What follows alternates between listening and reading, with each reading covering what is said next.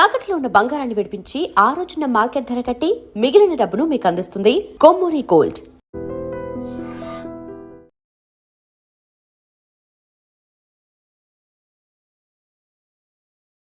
నమస్తే, welcome to I dream. నేను వలి. నటి అశురెడ్డి కేసు వివాదమైంది. 2018 నుంచి ధర్మేంద్ర అనే వ్యక్తితో పరిచయం పెంచుకుని నిన్ను పెళ్లి చేసుకుంటానని చెప్పి నమ్మించి దాదాపు 9,35,00,000 రూపాయలు తీసుకుంది. మొత్తం కూడా ఆస్తులు, కార్లు ఇవన్నీ కొనుగోలు చేసి తన పేరిట రిజిస్ట్రేషన్ చేసుకుంది. ఇది ఆ ధర్మేంద్ర తండ్రి సిసిఎస్లో కేసు పెట్టినటువంటి పరిస్థితి ఉంది. దీని గురించి మనం మాట్లాడదాం. ప్రస్తుతం నాతో పాటు స్టూడియోలో ఉన్నారు అనలిస్ట్ కృష్ణకుమారి గారు. మేడంతో మాట్లాడదాం. నమస్తే మేడం. నమస్తే మేడం, నటి ఆశురెడ్డి వివాదం మీరు కూడా చూస్తుంటారు, పొద్దు నుంచి అన్ని ఛానల్స్లో కూడా వస్తుంది. కోట్లు మేడం, దాదాపు 10 కోట్ల రూపాయలు. అసలు ఏం జరిగిందంటారు? జరగడం ఏమీ లేదు. ఇదొక మోసం, ఆర్థిక నేరము, మోసము, కుట్ర ఇవన్నీ కలగలిపి పెట్టుంటారు అక్కడ కేసు.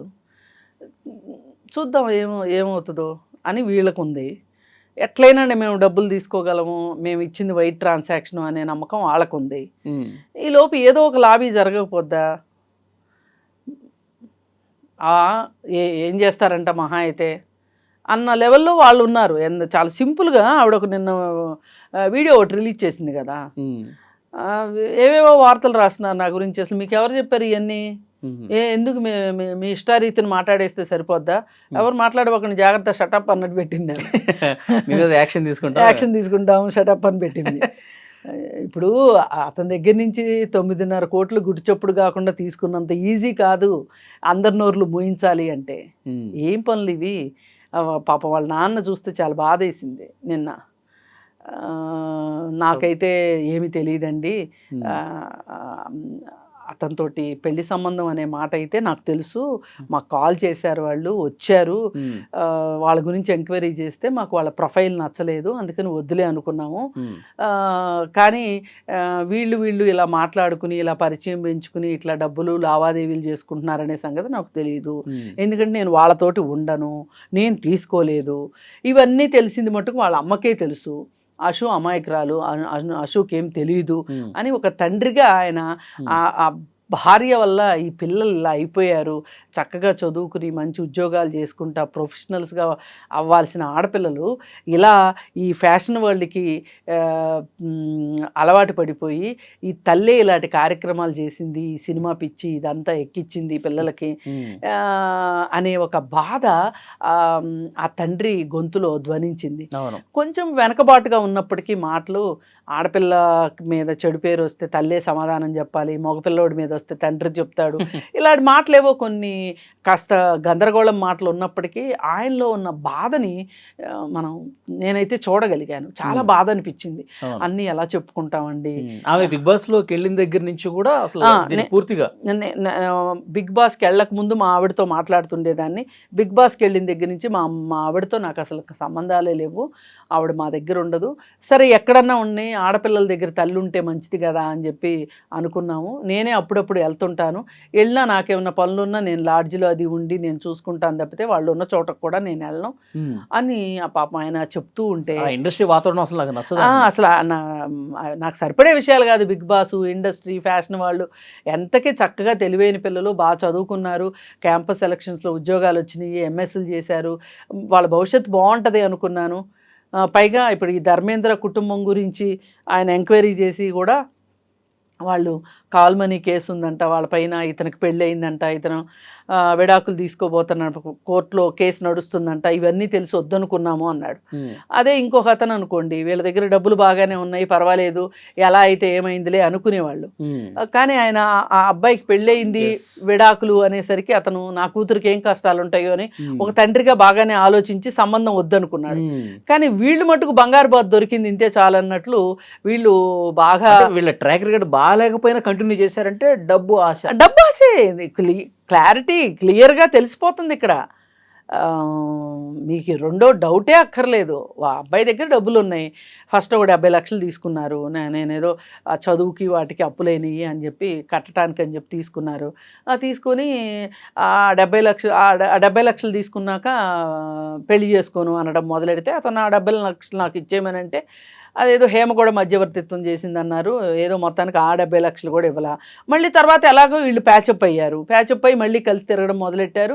అతను డబ్బులు ఇస్తున్నాడు, ఈవిడ ఇక్కడ ఇప్పుడు బహుశా నేను అనుకోవటం ఇద్దరి పేరుతోనూ వెళ్ళా తీసుకోమని అని అతను డబ్బులు పంపించుంటాడు. ఈమె తన పేరుతో తీసుకుందంట. కారు కూడా అతను పంపించిన డబ్బులతోటే తన కారు కొనుక్కుందంట, నగలు కొనుక్కుందంట. సరే ఏది ఏమైనా డబ్బులు ఇవ్వాల్సిన మాట వాస్తవం. ఇప్పుడు ఈమె ఆయన్ని పెళ్లి చేసుకుంటే ఏ గొడవ లేదు. మళ్ళీ పైగా అతను ఈమె పెళ్లి చేసుకోదు అనే వాతావరణం వచ్చేసింది, అతనికి అర్థమైపోయింది. అర్థమైనమ్మటే డబ్బులు ఇచ్చేయమని అడుగుతుంటే నేను చచ్చిపోతాను అని 2 సార్లు సూసైడ్ అటెంప్ట్ చేసింది అని చెప్పి చెప్తున్నారు. అది ఎంతవరకు వాస్తవం? నేను నీ పేరు రాసి చచ్చిపోతాను అని కూడా బెదిరించిందంట. అవన్నీ కూడా వాళ్ళు కంప్లైంట్లో రాశారు. ఇవి ఇది చాలా కీలకమైన పాయింట్. చచ్చిపోతాను అని బెదిరించడం చూసారా, అది చాలా బ్లాక్మెయిలింగ్ కిందకు వస్తుంది. అదొకటి. డబ్బులు వైట్ ట్రాన్సాక్షన్, ఇవన్నీ వీళ్ళు ఖచ్చితంగా సమాధానం చెప్పుకోవాల్సి వస్తారు. అంటే వీళ్ళు ఏమనుకున్నారంటే ఏరా అంత అమాయకుడుగా డబ్బులు ఎలా ఇచ్చేవరా అని అంటారు, ఆ ఉద్దేశంతో అతను ఎవరికి చెప్పుకోలే అని వీళ్ళు అనుకున్నారు. అందుకని వీళ్ళు అంత సీరియస్గా తీసుకోవాలి అతన్ని. కానీ కథ అడ్డం తిరిగింది. ఇప్పుడు ఎప్పుడైతే వీళ్ళు నేను పెళ్లి చేసుకోనని ఈ అమ్మాయి కరాఖండిగా చెప్తుందో, డబ్బుల గురించి అడిగినప్పుడు చచ్చిపోతానని అలా ఎప్పుడైతే బెదిరిస్తుందో, ఇక అతనికి కూడా ఆశపోయింది ఈ అమ్మాయి మీద. పైగా ఈ అమ్మాయికి ఇంకెవరో కొత్త బాయ్ ఫ్రెండ్ కూడా ఉన్నాడంట. ఇవన్నీ చూసి ఇక అతను అడిగాడు. ఇక ఇలా కాదులే అని చెప్పి కేసు పెట్టారు. ఇప్పుడు ఎఫ్ఐఆర్ అయింది. దాంట్లో క్లియర్ కట్గా డబ్బులు ఎప్పుడెప్పుడు ఎలా ఇచ్చింది, ఏ బ్యాంకుకి ట్రాన్స్ఫర్ చేసింది అన్నీ ఉన్నాయి. మరి వీళ్ళు ఖచ్చితంగా ఇప్పుడు ఈమె తీసుకుంటమే కాకుండా వీళ్ళ అక్క కూడా ఒక 50 లక్షలు తీసుకుందంట. కానీ అసలు ఎలా నమ్ముతారు మేడం? అంటే నేను ప్రేమిస్తున్నాను, పెళ్లి చేసుకుంటాను, నువ్వే నాకు కావాలి అంటే కోట్లు, లక్షలు కూడా కాదు, కోట్ల రూపాయలు అసలు ఎలా ఇచ్చారో అర్థం కావట్లా. ఏదైనానండి, వాళ్ళు ఇచ్చారు, వీళ్ళు తీసుకున్నారు. వీళ్ళిద్దరి మధ్యలో ఒకళ్ళనొకళ్ళు నమ్మారని అనుకుందాం. మొదట ఈమె కూడా నమ్మే ఉండొచ్చు, అంటే నిజాయితీగానే ఉండొచ్చు. తర్వాత ఏదో ఒక రీజన్స్, ఏది ఏమైనా మోసం చేయడం తప్పు. ఇప్పుడు ఒక క్యారెక్టర్ అంటే దొంగతనం చేయడం, రెండో వాళ్ళది లాక్కోవటం, మాయ చేసో, మోసం చేసో, మాయ మాటలు చెప్పో, ఇవి లేని వాళ్ళు క్యారెక్టర్ లేని మనుషులు లెక్క అయితే. కానీ మనం ఏమనుకుంటామంటే జనరల్గా ఈమె 10 మందితో ఉంటుంది, ఈయన 10 మందితో ఉంటాడు, వీళ్ళ క్యారెక్టర్ లేదు అనుకుంటాం. మనం ఎంతసేపు ఆ లెన్స్లోనే చూస్తాం. ఆ లెన్స్లోనే చూడటం వల్లే సమాజంలో చాలా తప్పులు జరుగుతున్నాయి. అలా కాకుండా అసలు ఒక మనిషిని మోసం చేయాలని నీకు ఎలా అనిపిస్తుంది? అసలు రెండో మనిషి దగ్గర డబ్బులు తీసుకోవాలని నీకు ఎలా అనిపిస్తుంది? అసలు నీకు ఇవ్వాలనే ఉద్దేశం ఉందా లేదా? ఇది ఒకటి. ఇది క్యారెక్టర్కి సంబంధించింది. ఇంకోటి, మీరు ఏ విధమైన వృత్తులు ఎంచుకుంటున్నారు, మీరు ఏ విధమైన వ్యక్తులతో స్నేహం చేస్తున్నారు, మీ వేషభాషలు ఎలా ఉన్నాయి, మీరు ఒక వేషం వేసుకున్నారు అంటే ఆ వేషానికి అర్థం ఏంటి, పరమార్థం ఏంటి, వీటన్నిటిని పెట్టి కూడా ఆ మనిషి క్యారెక్టర్ని లెక్కేయచ్చు. ఇప్పుడు వీళ్ళు పొట్టి బట్టలు వేసుకొని అవి సోషల్ మీడియాలో పెట్టి, ఇప్పుడు కొత్తగా ఈమె కూడా సబ్స్క్రిప్షన్కి రెడీ అయిపోయింది. గెట్ రెడీ అని చెప్పి అందరిని రెడీ అవ్వమని చెప్పింది. ఈమె రెడీ అవ్వమంటది. మా పేరేంటి, మొన్ననే ఆమె గురించి మాట్లాడుకున్నాం కదా, మెంబర్షిప్ సబ్స్క్రిప్షన్ పేరుతోటి. ఏంటి అమ్మాయి పేరు? రీతూ చౌదరి మొదలెట్టింది ఇదే. దివి అన్న అమ్మాయి మొదలెట్టింది. ఇప్పుడు ఈవిడ మొదలెట్టి విష్ణుప్రియ. ఇప్పుడు వీళ్ళందరూ ఏంటి అంటే, అమ్మో ఒక్కళ్ళే మొత్తం అందరూ డబ్బులన్నీ దోసేసుకుంటున్నారా, మనం ఏదో వెనకబడిపోతున్నాం అన్నట్టు ఒకళ్ళకొకళ్ళు మొదలయ్యారు. వీళ్ళందరూ బిగ్ బాస్లో వాళ్ళే. అది చూడండి, మొత్తం బ్యాచ్ బిగ్ బాస్ బ్యాచ్. ఇది బిగ్ బాస్ నుంచి బయటకు వచ్చారు అంటే ఎప్పుడన్నా ఎదవతనం ఉంటుంది, వెళ్ళేప్పుడు ఎదవుతానో లేకపోతే బయటకు వచ్చాకనే ఎదవుతాను ఉంటుంది. అందుకే ఆ షో గురించి అంతలాగా నేను ఎప్పుడు నెగిటివ్గా నేను విమర్శించేది, అందుకే ఆ బిగ్ బాస్ షోని. పక్కన నీకు పబ్లిసిటీ రావటం కోసం పబ్లిసిటీ ఉన్నోళ్ళ చుట్టూ తిరగటం, ఆ ఆర్జీవి తోటి డాన్సులు, వాళ్ళు చేసిన వేషాలు, పాపం వాళ్ళ నాన్న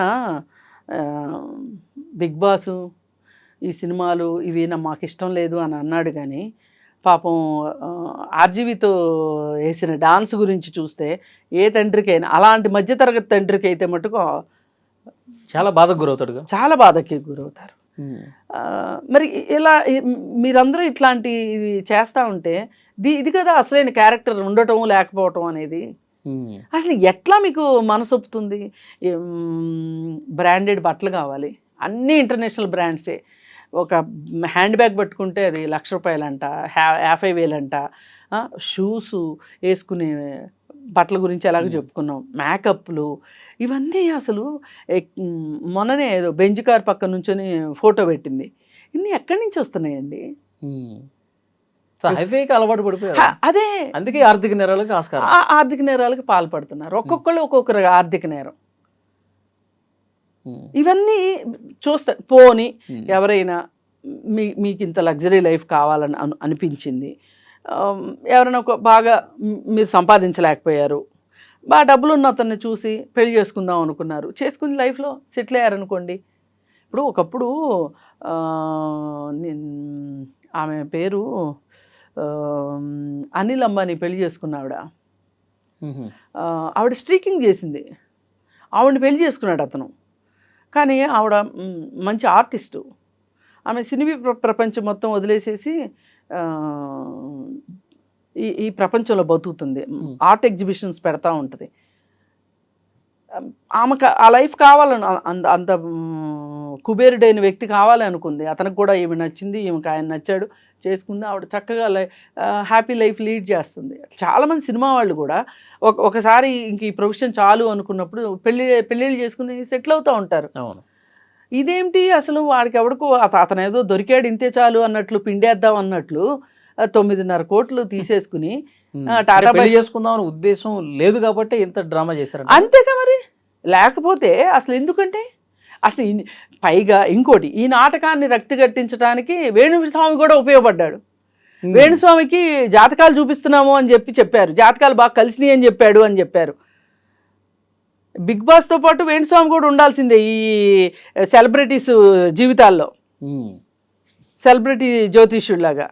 మరి ఆయన జ్యోతిష్యం చూసి అంత బాగుంది అన్నాడంట. అంత బాగుంటే ఇంత మొదటి నష్టం ఎట్లయిందో, కేసులు పాలు ఎట్లయ్యారు, ఈ సంగతి తెలియలేదా?